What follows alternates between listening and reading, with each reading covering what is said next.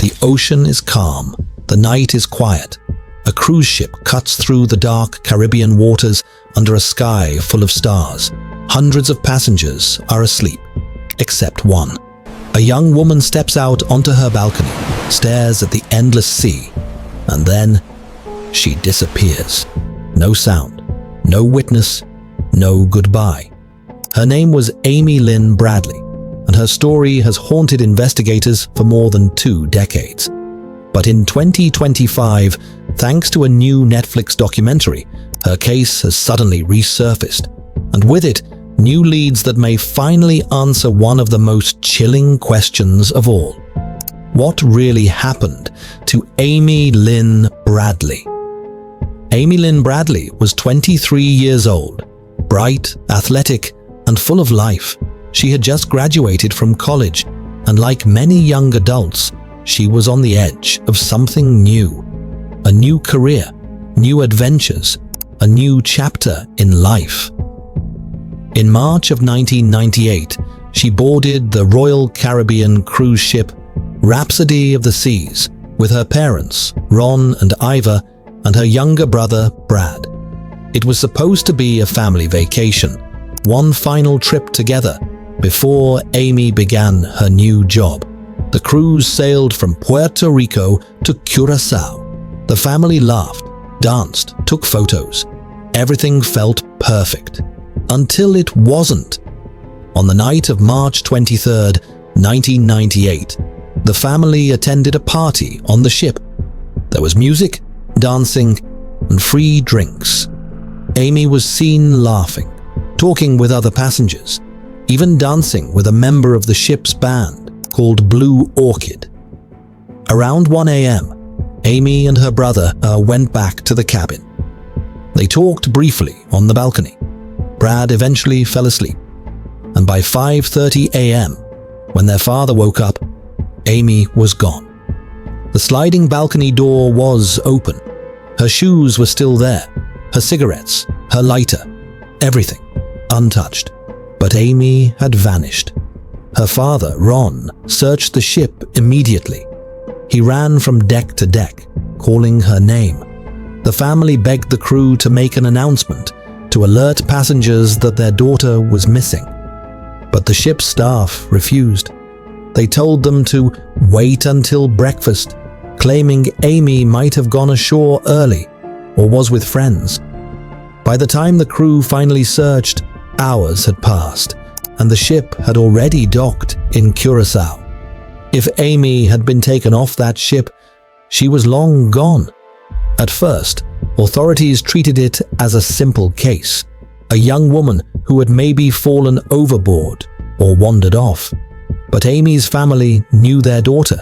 She was a trained swimmer, a lifeguard, and she was terrified of open water. She wouldn't go near the railings, and she certainly wouldn't have jumped into the ocean. Something else had happened that night.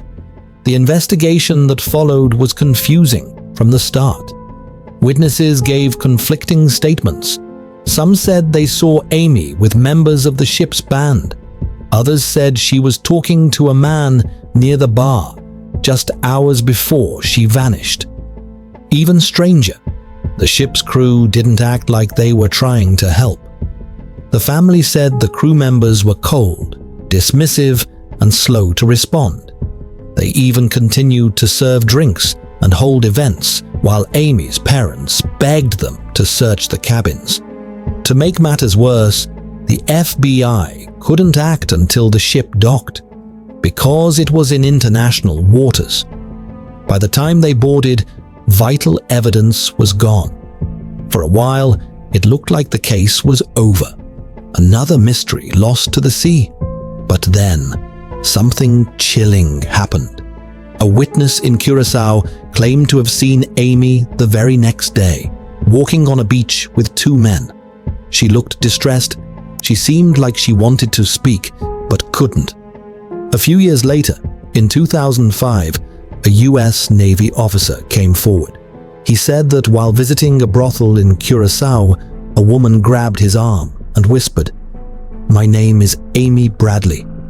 Please help me." Before he could react, she was pulled away by guards.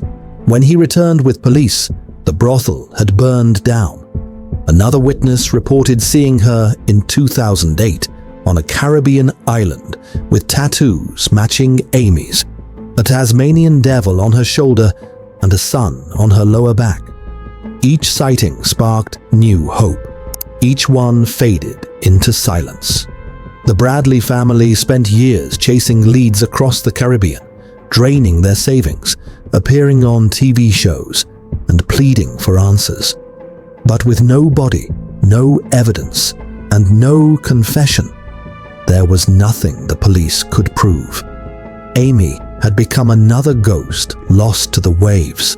And then, more than 25 years later, the story returned. In early 2025, a Netflix true crime documentary about Amy's disappearance reignited global attention. The series revealed details that had been buried in old reports, new interviews with cruise ship employees, witnesses who had stayed silent for decades, and experts who now believe Amy was a target of organized trafficking, taken from the ship and sold into the Caribbean sex trade. It's a horrifying theory, but one that matches several early clues. The cruise line had no security footage from the night Amy vanished. The band members gave vague, conflicting statements, and multiple witnesses later claimed they saw her being followed around the ship in the hours before she disappeared.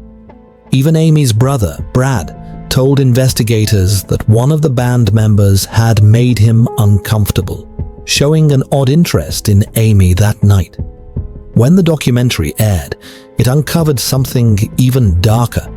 New informants claimed that a woman resembling Amy was seen alive years later, not once, but multiple times, in the company of known traffickers.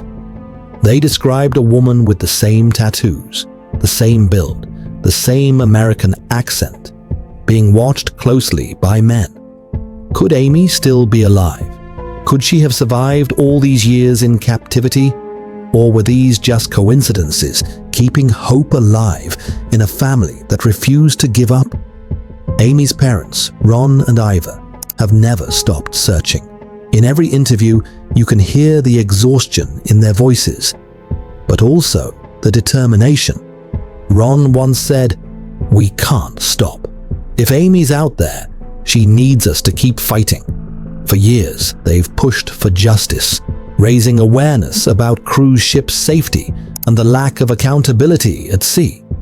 Because the truth is chilling, over 400 people have disappeared from cruise ships in the last 2 decades, and many cases, like Amy's, are still unsolved. Cruise ships are floating cities, but when something goes wrong in the middle of the ocean, the rules change. Jurisdiction gets blurry, evidence disappears, and justice becomes nearly impossible. The Netflix documentary has finally brought the case back into public focus, and with it, fresh eyes, new technology, and renewed hope. Modern investigators are now re-examining phone records, reviewing old security logs, and using advanced facial recognition on old photos from Curaçao. Several new tips have reportedly come in since the documentary aired, including claims from a former crew member who says they were told to stay quiet after Amy vanished. Could this finally be the moment when the truth comes to light? For more than 25 years, one family has lived in limbo. No answers, no closure, only questions that echo across the ocean. Where did Amy go that night? Who took her? And why has no one ever been held accountable? Maybe the answers were hidden at sea all along. Maybe they were buried in fear, silence, and secrets. The kind that can stay locked away for decades until someone dares to open them again. And that's exactly what this new investigation might do. Amy Lynn Bradley's disappearance is not just a mystery, it's a warning.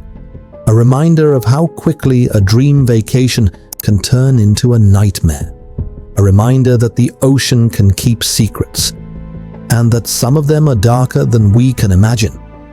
But even after all these years, her parents still hold on to one thing: hope. Because hope, after all, is the one thing that refuses to sink. This was Amy Lynn Bradley, Vanished at Sea. New leads after the Netflix doc. At Cold Case Uncovered, we bring you the world's most haunting mysteries, stories that remind us how fragile life is and how far people will go in search of the truth. If this story moved you, hit subscribe, leave a comment, and join our mission to uncover the cases that the world forgot. Because behind every cold case, there's a human story waiting to be uncovered.